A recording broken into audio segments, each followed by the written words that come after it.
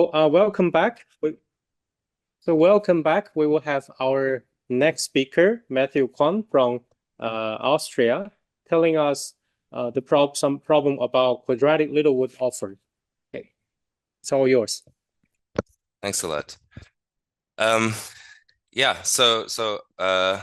I will be telling you about some fairly recent work, which is all joined with Lisa Sauermann. I thought that maybe before I tell you what the quadratic Littlewood-Offord problem is, or even what the ordinary Littlewood-Offord problem is, I would start with some motivation. Here are two questions that I've prepared. So this first question is a question sort of vaguely stated, but sort of a direction of things to investigate that was proposed by Alon, Hefetz, Krivulevich, and Tomkin a few years ago. The kind of question they were interested in is if I fix some numbers k, l, and n, where L is a number which is sort of a possible number of edges in a graph in k vertices, so somewhere between 0 and k choose 2. You can ask what is the maximum possible number of subsets in a graph which have exactly k vertices and exactly L edges in a graph with n vertices. So clearly this number is at most n choose k because there's n choose k sets of k vertices in an n vertex graph. But maybe it's not possible that all of them simultaneously have L edges because they intersect in various ways, and if one of them has L edges, that sort of constrains the ways that the other ones can look. And maybe in fact you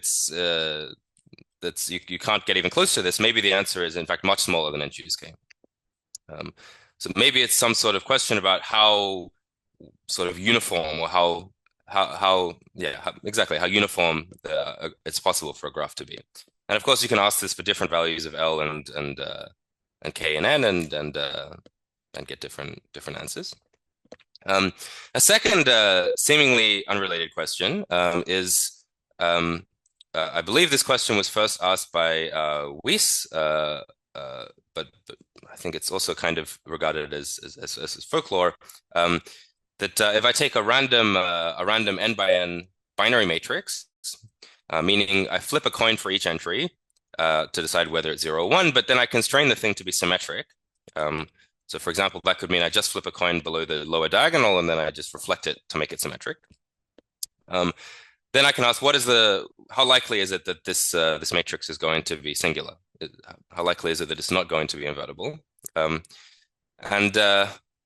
So if this was a continuous random matrix, well, then it would, with probability 1, it would be invertible. It would not be singular. And so maybe by analogy, in this discrete case, we should expect the singularity probability to go to 0 as n goes to infinity. So these are two questions. What do they have in common? Well, both of these questions, it turns out, can be phrased as anti-concentration questions. So let me make that explicit. So this first question about trying to understand subsets with k vertices and L edges, this is equivalently, it's like studying equivalently. So if I consider an n vertex graph G, and I let U be a random set of k vertices, and what I'm really asking about here is and then let X be the number of edges induced in G by U, induced in U by G rather. And I'm curious about what is the probability that X is equal to L, what upper bounds can I give on this? So it's anti-concentration in the sense that I'm trying to give upper bounds on the extent to which this random variable can concentrate on a single value L. The second question about symmetric random matrices I can phrase as let X be the determinant of this random matrix Mn. And then my question is I'm interested in the probability that X is equal to 0, and well, what bounds can I give on that? Is it little of 1? Okay. So both of these questions can be phrased in terms of anti-concentration, in terms of trying to understand what sort of uniform upper bounds I can give on point probabilities. So what sort of general tools do we have to understand anti-concentration? Well, I think the most famous, or at least one of the most classical results in this area, is the Littlewood-Offord problem. So let me finally tell you what that is. So a theorem that was so this theorem was proved by Erdős, but it's usually called the Erdős-Littlewood-Offord theorem because it was improving Littlewood, because it was improving a previous result of Littlewood and Offord. Is about anti-concentration for linear forms, for linear combinations of independent random variables. So let's write that. So let x be a1 xi1 plus dot dot dot plus an xin. For some coefficients a1 through an, which are not zero, I'd better assume they're not zero, otherwise the term goes away. And IID Rademacher xi1 xin and minus 1 1. So Rademacher just means the uniform distribution on +1 and -1. It's sort of the two-point distribution which has mean 0 and variance 1. So this is really just saying I flip a coin for each side to decide whether it's -1 or 1, and then I have some coefficients to decide how much to weight each term of this sum. And then the Littlewood-Offord theorem says that under these conditions, the probability that my random variable is equal to something.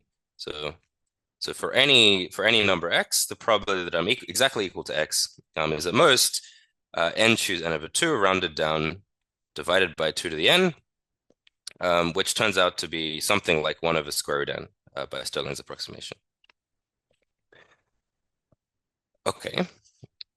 So that's the Littlewood-Offord theorem. So a few remarks about this. The first thing is that the assumption that these random variables are Rademacher is not really crucial, but it's usually stated in this way. In some sense, the Rademacher distribution is the hardest case because it's sort of the spikiest non-trivial distribution. And well, I'm trying to give an upper bound on how spiky this random sum is. So you can actually reduce the general case to the Rademacher case. Another remark, just to comment on this order of magnitude. So well, first of all, this result is best possible. So if all the coefficients AI are exactly equal to 1, then this is a binomial distribution. Well, it's a translation of a binomial distribution, and so this probability is actually exactly best possible. And the way that I think you should think about square root n is that in this case, so in the case where each of these coefficients are, let's say all the coefficients are roughly equal to 1, well, then this distribution is approximately Gaussian. It's the sum of n terms with variance about 1. So the variance is about n, the standard deviation is about square root n. So you have some approximate Gaussian, which lives on an interval of size square root n. So it's not so surprising that the point probabilities in that region tend to be about 1 over square root n. So I think I like to think of the Littlewood-Offord theorem as kind of being like the shadow of the central limit theorem when you remove the identical distributivity assumption. So the central limit theorem says that if I have IID random variables and I sum them up, I get a Gaussian. And this is saying that if I sum up independent random variables, but they're not identically distributed because these AIs could have very different orders of magnitude, I can't quite say it's Gaussian, but at least I get this kind of anti-concentration phenomenon that's sort of inherited from the Gaussian.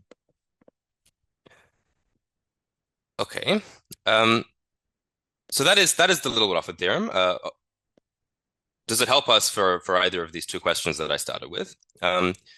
So here was the two questions we started with. We were interested in the number of edges in a random subset of vertices, or we were interested in the determinant of a random symmetric matrix. Now, unfortunately, the Littlewood-Offord theorem does not help us here because neither of these two things are sums of independent random variables. So this, so maybe a remark is that this question about symmetric binary matrices, if I remove the word symmetric, if I just had a completely IID, a matrix, an n by n matrix with completely IID entries, then it would be possible to interpret the determinant as a sum of independent random variables. And the reason is that you can expose everything except the last row. So if I imagine that I had some n by n matrix, and I looked at just the last row, and so then everything above the last row, if I just fix an outcome of that, so I just condition on any possibility for that, well then in that conditional probability space, now the determinant is a linear function of the last row, and that's just by the minor expansion of the determinant. So the n-1 by n-1 submatrices in the first n-1 rows tell me the coefficients, and then the entries of the last row tell me sort of the influence of that entry on the determinant. So it is actually possible, you need some additional ideas as well, but it is possible to prove this kind of bound, that the random matrices are usually non-singular, in a non-symmetric case with the Littlewood-Offord theorem. But in this symmetric case, you can't do this anymore, because if you expose the last row, if you expose everything except the last row, then you've accidentally exposed everything in the last row except this last entry here, just because the symmetry constraint means that the last column has the same information as the last row. So you can't do this. And this question here about random subsets, so maybe it's not even obvious that you can view the number of edges in a random subset of vertices even as a function of independent random variables, let alone a linear function. So one cheap way to do this is to say, if I want, one cheap way to do this is that if I want a random subset of k vertices, I can first generate k random pairs of vertices, and then I can flip a coin for each pair to decide which one I actually choose. So this is sort of a cheap way to generate a random subset of k vertices using independent coin flips. So then I can ask, if I view a set of k vertices as independent coin flips in this way, is it a linear function? And it's just not. It's a quadratic function. And the reason is that the number of edges in a random subset is the sum over all edges of the probability the sum over all edges of the event that edge is present. And that event depends on two things. It depends on the two endpoints of the edge. And so it's just a quadratic function of independent random variables. And actually, similarly, this symmetric random matrix thing is a quadratic function. You can view it as a quadratic function of independent random variables, because instead of exposing everything except the last row, if you want, you can expose everything except the last row and the last column. So in a symmetric random matrix, you can do that and still keep the randomness of the last row and the last column intact. And so then when you do a minor expansion of the determinant, you have to do a minor expansion along the last row and then along the last column. And that doesn't give you a linear function, that gives you a quadratic function. So you look at sort of the minor in this top piece corresponding to a given entry here and a given entry in the last column. Yeah. So I guess I've chosen both of these questions because what it looks like we need is a quadratic generalization of the Littlewood-Offord problem.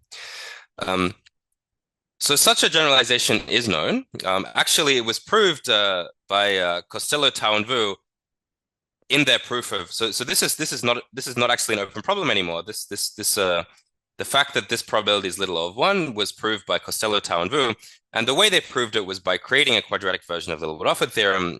So their theorem looks something like this. Oops, what have I done? Costello, Tao, and Vu. They proved that if I let Q be Q in a real quadratic polynomial in n variables, be a real quadratic polynomial such that each variable appears in at least Cn non-zero terms, then for all real numbers x, the probability that I'm equal to that x is at most, sorry, there's no x anymore. The probability that Q of Rademacher random variables is equal to x is at most big O of n to the minus 1/4. Okay, and this constant depends on C. Right, so a quadratic polynomial has up to about n squared terms. So each variable can appear in up to n terms. And so my assumption here is that each variable appears in like a constant fraction of all the terms that it could possibly appear in.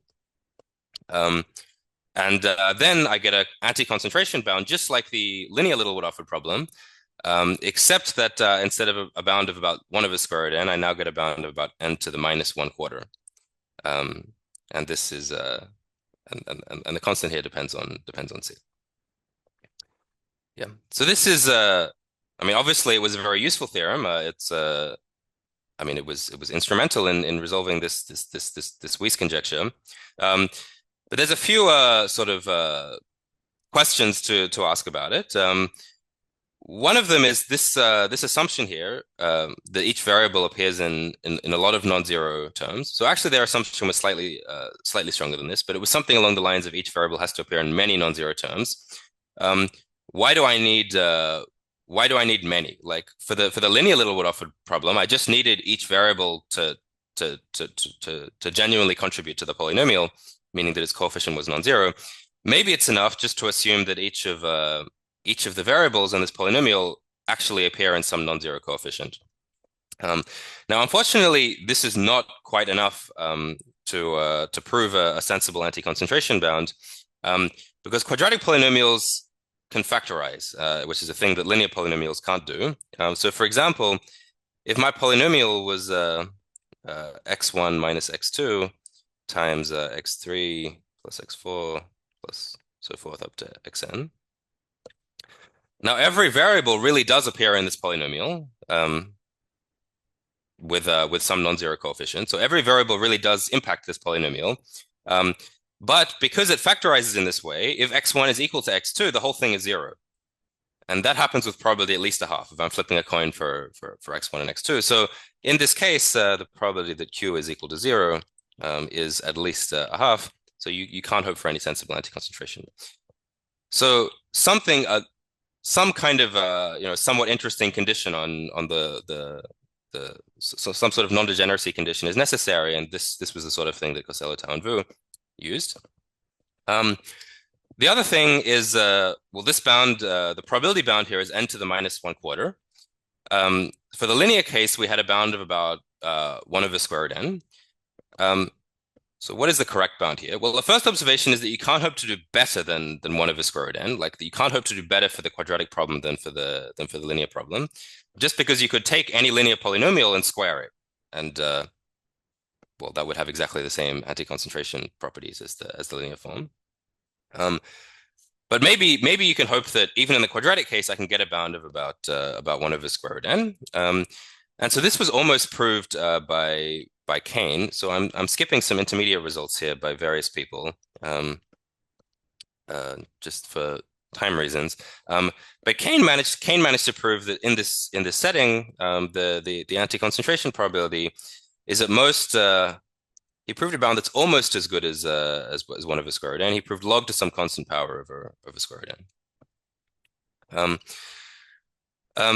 Yeah, so the way he proved this was actually, so I guess I didn't mention earlier, but the Littlewood-Offord problem. So perhaps some of you have seen the proof of this is this sort of amazing book proof. It's like a reduction to a completely combinatorial problem. But before Erdős, Littlewood and Offord's original proof was via Gaussian approximation, and they had a log factor. And so something you can try and do is partition a polynomial into like according to like the order of magnitude of the coefficients. So somehow divide the polynomial into log n parts, and then somehow do some kind of Gaussian approximation within each part, where sort of things are regular enough that you can do Gaussian approximation. And well, all of those steps are much harder in the quadratic case than the linear case, but that's sort of the sort of thing that Kane managed to do. So if you can break up your polynomial into pieces where you can get distributional control, then anti-concentration is sort of you can hope to get anti-concentration this way. Anyway, so the log is coming from some sort of partitioning in order to apply some sort of Gaussian approximation. But a natural conjecture is that you can remove the log. This conjecture was explicitly made, it seems it was first explicitly made by Nguyen and Vu. They conjectured that it's at most 1/square root n. Well, a constant times 1/square root n. So the main result that I would like to tell you about today is that together with Lisa Sauermann, we did manage to prove this conjecture, but also so we proved that this is at most 1 over square root s, where s, so this is assuming it is not possible to reduce q to a constant polynomial by fixing the values of s variables. So I claim this is actually a strengthening of this 1 over square root n bound. The reason is that if each variable appeared in many non-zero coefficients, then sort of trivially it would not be possible to reduce your polynomial to a constant polynomial by fixing the value of a small number of variables. So this implies this bound, and I kind of think that this is sort of the correct type of condition, or sort of a combinatorially minimal condition that you should expect to get a bound like this, because we saw that the obstruction to getting good anti-concentration bounds is this kind of situation where I can fix the values of just two of my in this example. If I fix x1 and x2 to be the same, then I just reduce the whole thing to the zero polynomial. And so this theorem is sort of saying that that's the only sort of thing that can go wrong. So if you can fix a small number of variables and reduce the whole thing to a constant polynomial, then you can't get good anti-concentration bounds. But if I parameterize things in terms of the cheapest way to do that, I can get this optimal 1 over square root n bound. So that's our main result. So how much time do I have? So 5 more minutes. 10 more minutes. Okay. Should I leave time for questions? So maybe I'll say 5 minutes of stuff about the proof and then take some questions. Yeah. So the way that we proved this was not by Gaussian approximation at all. So it was taking a rather different approach. It was by developing actually the original idea that Costello, Tao, and Vu used to prove their 1 over 4th root of n bound. That idea is called decoupling, and I think it's an interesting thing to know about. So I may or may not have time to actually talk about our new ideas, but let me at least tell you about decoupling.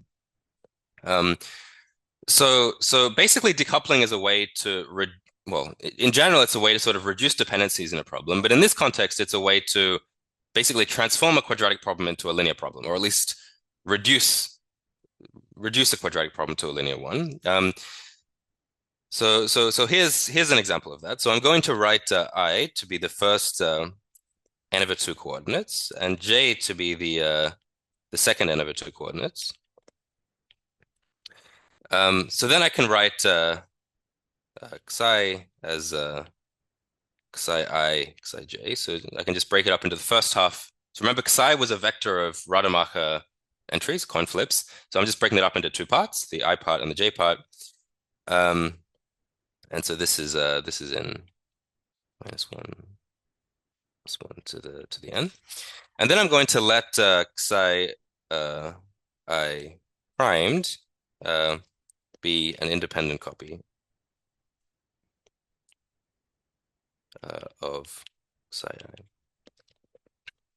Okay, so with this notation, the probability that q is of my random vector xi is equal to x. So this is the kind of probability that I'm interested in.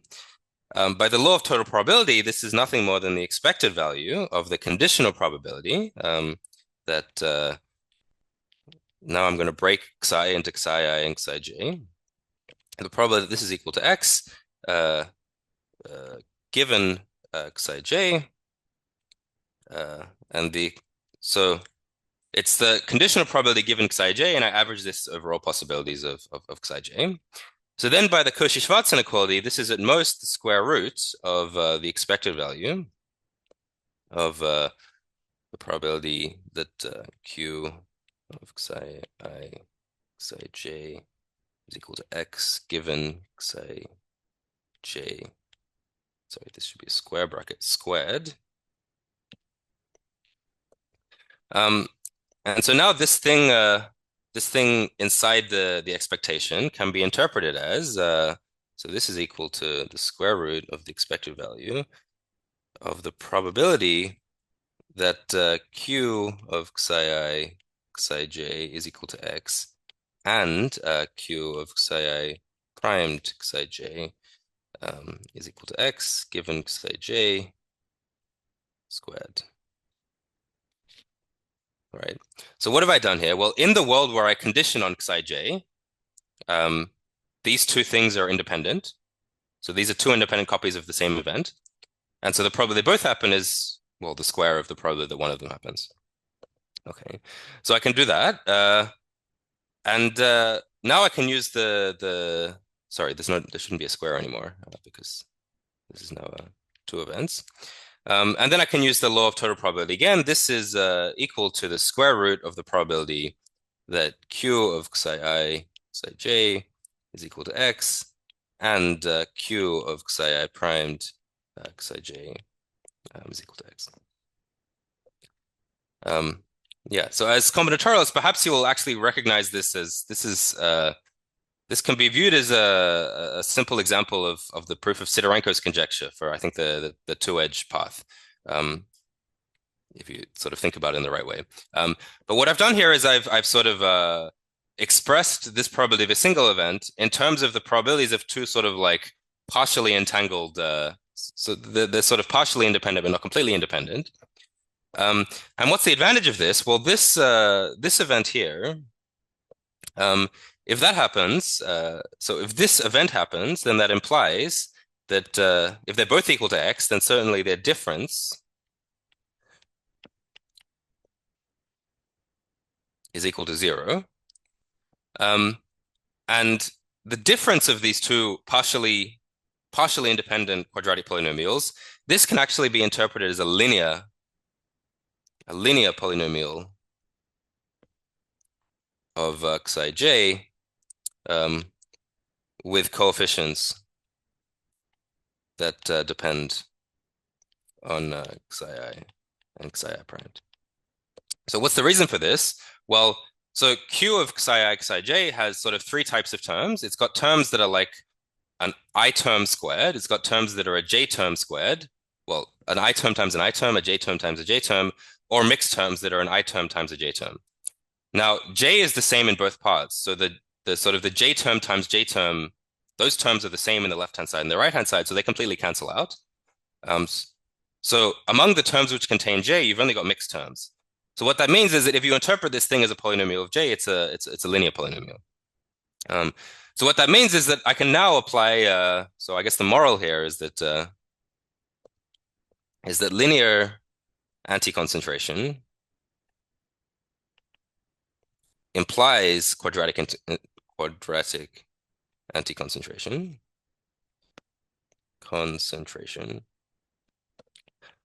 with a square root loss. So I can apply the Erdős-Littlewood-Offord theorem to this linear polynomial of psi j. I can get a bound of 1 over square root n, but then I have to take the square root of that bound to get a bound on Q of x. And so that's the reason that in this initial work of Costello, Tao and Vu, they had the wrong exponent. So instead of 1 over square root n, it was 1 over the fourth root of n. And this is sort of a general thing that happens. Like every time you decouple, you tend to pay something for it, and usually it's a square root loss. So now I'm out of time, so I can't really tell you about our new ideas. But basically, we have a way to overcome this square root loss by basically doing this decoupling inductively. So I think that the way you should think of like where did this square root loss come from? It's because this was really two equations, and I bounded this in terms of a single equation. So somehow I threw away a dimension. I threw away a degree of freedom, and that's what caused me to get a bad bound. And I sort of had to throw away that degree of freedom because there was sort of a linear part and a quadratic part, and I didn't understand the quadratic part, and so I just left with the linear part. But if you decouple inductively, you can sort of iteratively, so you have a linear part and a quadratic part, then you can decouple that quadratic part again to get another linear part and a quadratic part, then you can decouple the quadratic part again to get another linear part and a quadratic part, and you can somehow iterate this. And I realized that probably didn't make very much sense, but I'm out of time, so I'll stop here. Okay,